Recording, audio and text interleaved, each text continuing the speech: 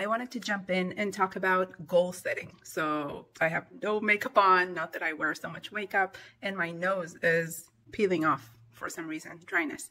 But I wanted to jump in and talk about goal setting because usually we do not set a goal for our language learning journey. We set goals in our business, but usually we don't do that in our personal life.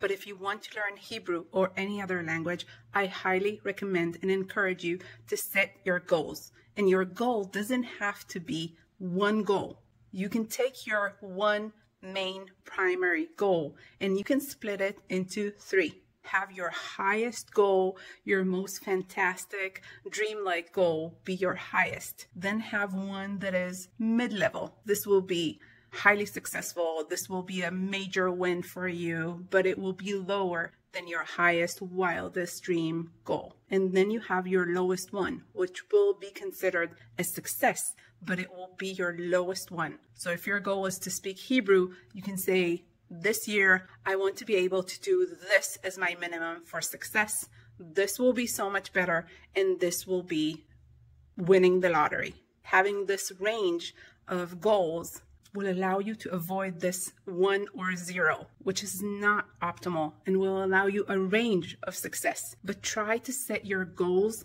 and put a time on it and see what it does.